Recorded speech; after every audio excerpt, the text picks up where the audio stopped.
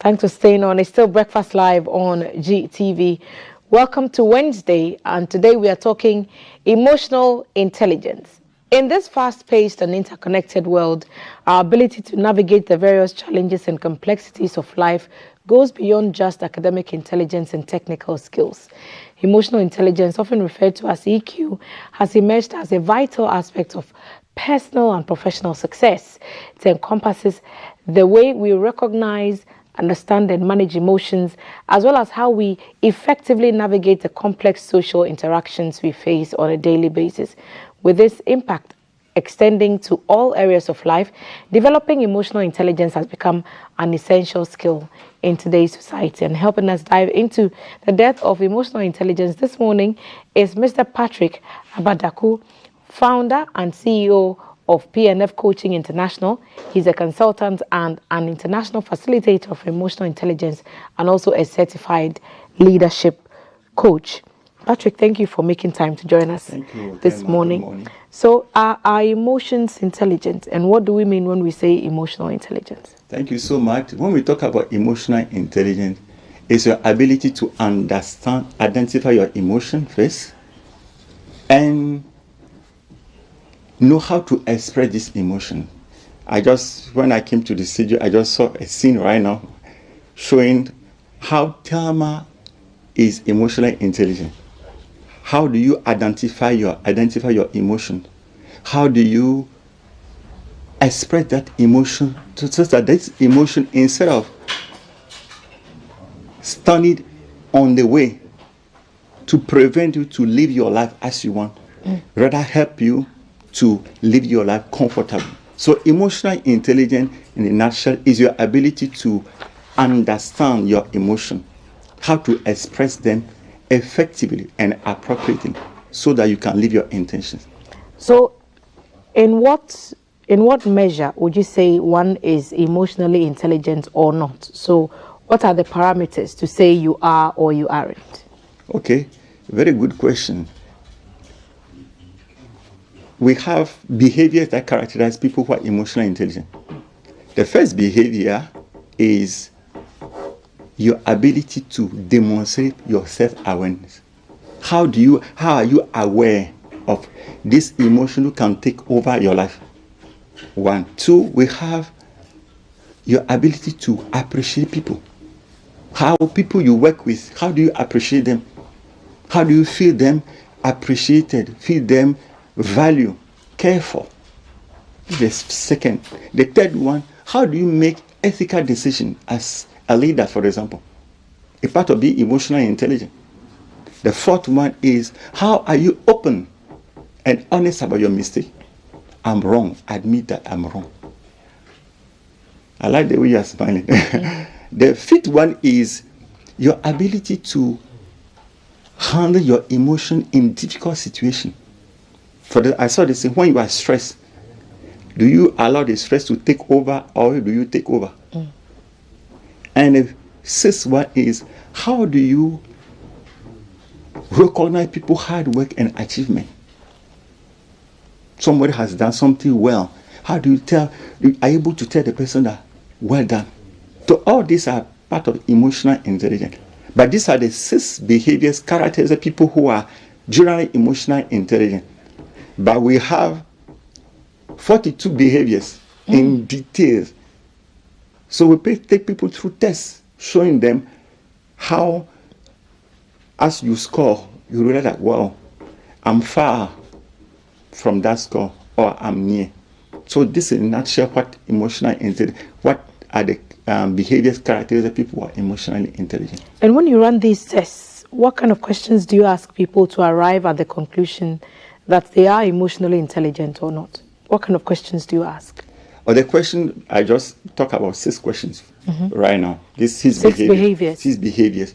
For example, what we realize is the success of every human being, success equal to emotional, intellectual IQ and EQ.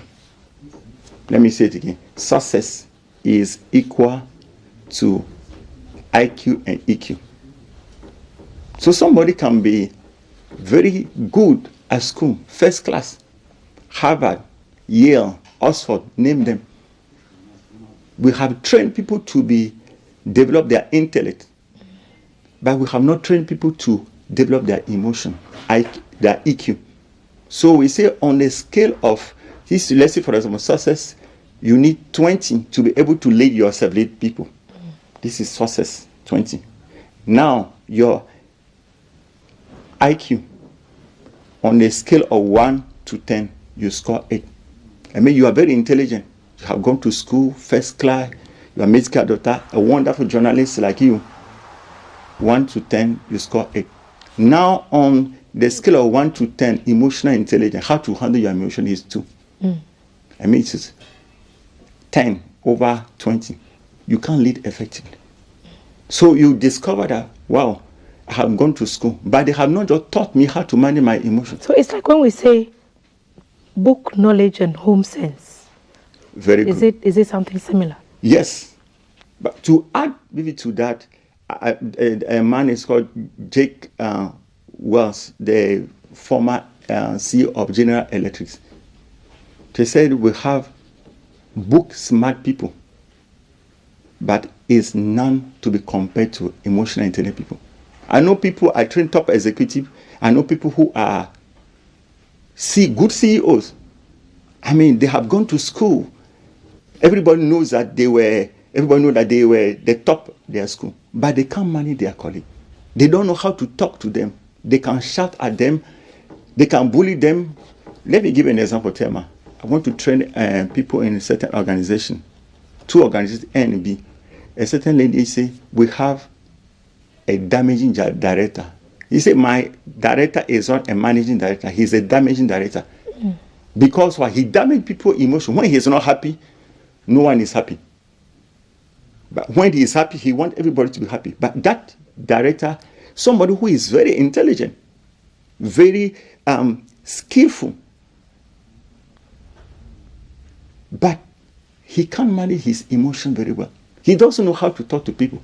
He doesn't know when he's not happy, when he's with his board, his team. When he's not happy, he said as he feel it. No, you can't say it. It's not like do it as you want. But your ability as a director to manage that emotion and to manage the people you are leading make you an emotional intelligent person. So it's one thing understanding your own weaknesses when it comes to your emotional intelligence. And how does it help people to manage their work situations and even their their intimate relationships better? Because you're talking about different levels of intimacy when it comes to relationships. Work relationships, the expectations are different from family relationships and relationships in other spheres. So how does emotional intelligence play a key factor in all these relationships that people have? When you are emotionally intelligent, as I say, you understand your emotion. You are able to identify. For example, I saw the scene when people bring the things. You recognize, you see your ability to identify that this thing's happened is putting pressure on me. So take it away. Take it away, but you not allow it to affect you. Because somebody's action in the morning can affect your whole day. You agree with me? Yeah. But how will you allow somebody action to destroy your life? You have to be in charge of emotion. So you identify your emotion first. Now, how do you manage that emotions? At home, at work, you have a boss who is not always happy. How will you allow his mood to affect you? So being emotionally intelligent is being intentional about how you allow you are in charge of your emotion. And let me give you another example. I was working with some people, and these are like the training for executive. And somebody says something very, it wasn't pleasant to one of the directors. I was observing the woman. She just smiled. She said, I will not allow this to destroy my day.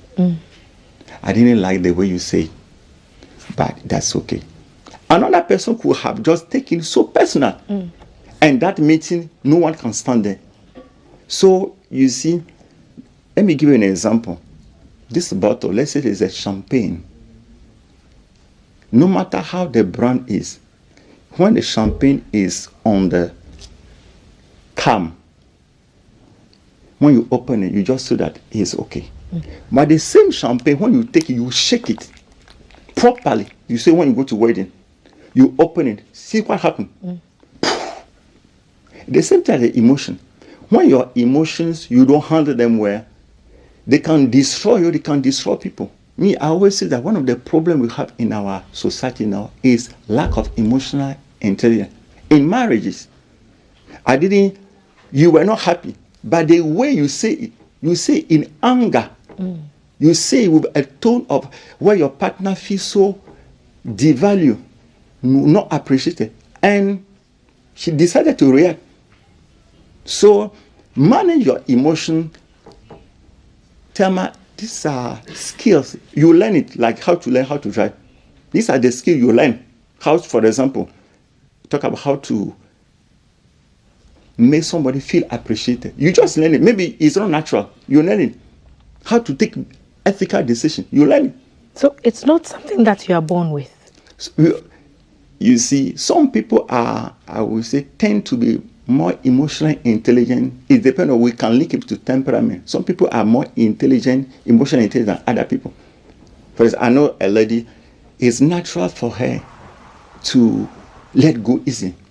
She say, no, me, I don't keep negative emotion because I want to live long. And you see her always happy, shining, happy. People say, what is your secret? You say, I don't allow these things to carry. He say, she called them excess baggage. But some people, my sister, they will pamper the emotion. Nurse it. Thank you for the word. They did me this out. But you are destroying yourself. When you see, when you allow the emotions to stay, I say emotions are like negative emotion, like cancer. You don't see them, but they are eating you up.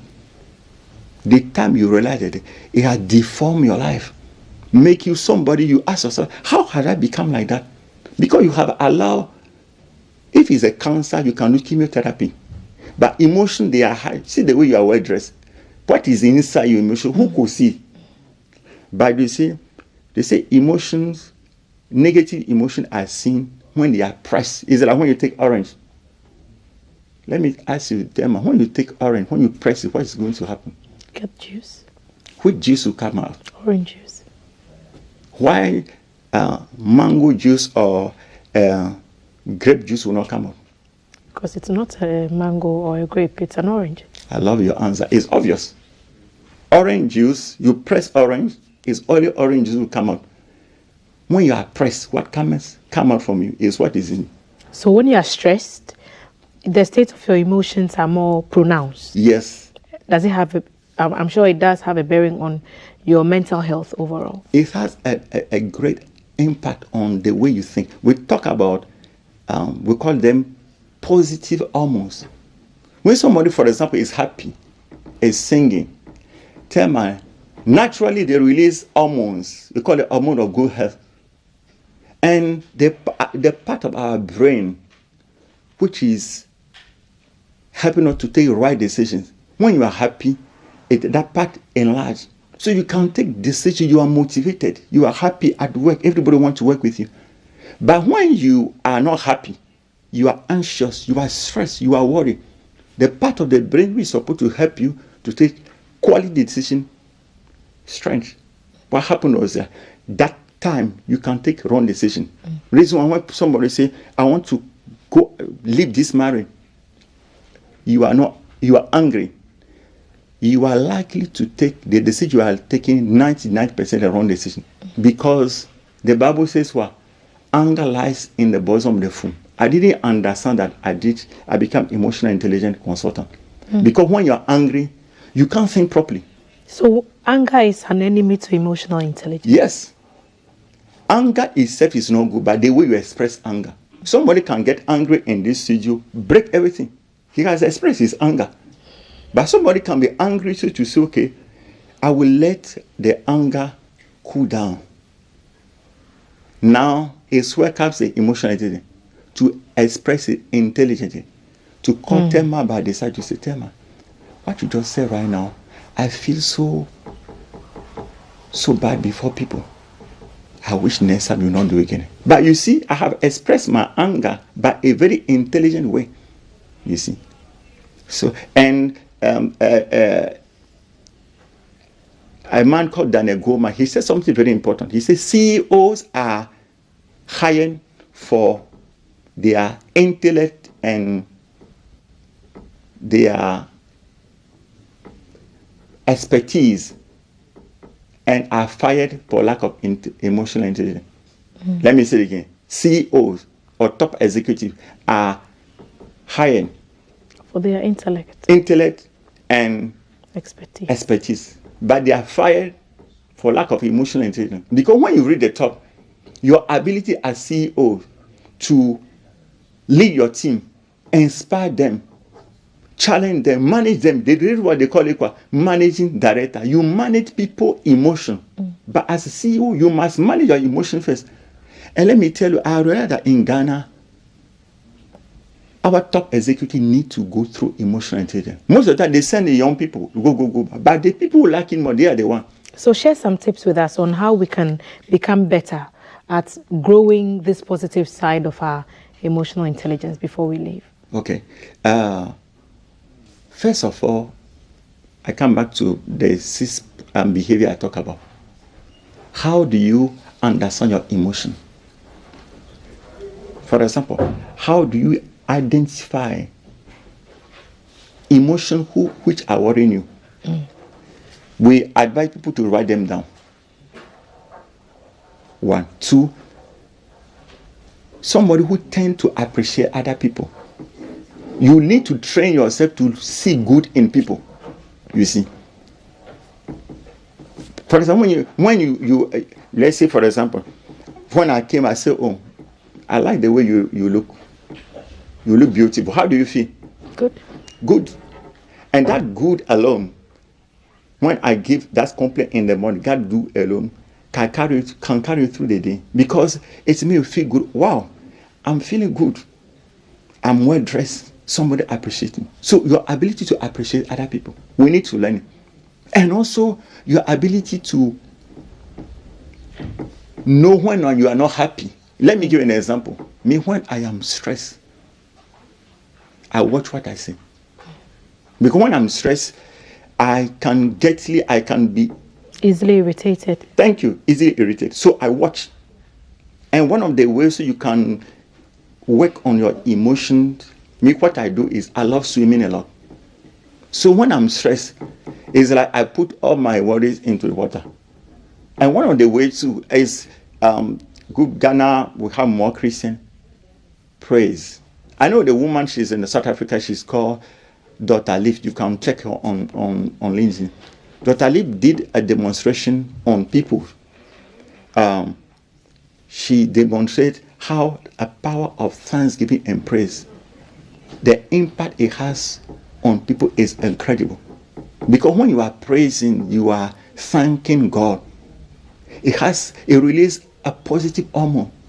It helps you to see the world in very, like the future, there's hope. By people, you should realize people who are always worried, anxious, they release negative hormone. And when a doctor did an experiment on 2 kinds of patients which who were, these are terminal disease patients. You read that patients who are able to express thanksgiving, they live longer. Patients who say, why me, why not? They say they die. Do you know what kills them? The negative hormone they are producing, which is accumulating, you see. So you can learn. What I do is the morning you sing, happy. So you start your day with your mind just being, you feel good. If you are Christian, the consciousness that God is with you is alone. So it gives you certain boldness and courage to affront your day. So when negative situation come, emotion, you say, no, I will not allow, the situation will not determine my emotion, but I will control the emotion, you see. So you have a way. But to summarize, what I'm saying is, since these are skills, we need to acquire the skill. How do people reach you so they learn some of these skills? Oh, we train people. We organize training on emotional intelligence, emotional healings. It's what problem is. People come from work with what they are battling with at home with their husband. What happened in the bedroom will be there at work. Yeah. Colleague say something, what you didn't solve with your husband, you are giving it to him. Yep. So you need to learn to handle your emotion and setting that you're not able to allow the emotion to overpower. So what we do? How can people reach you? So if you share your handles, phone numbers, I'm sure people will be interested in taking up some of these healing journeys. Yeah, we organize training, workshop, and one-on-one coaching with people, how to handle their emotion, how to identify them, and how to acquire the skill of being emotionally intelligent so that they can live a very comfortable life, live a marriage, enjoy your marriage, not endure, but enjoy. Patrick, what's the number people can call? How can they reach you? 027 67 19 142.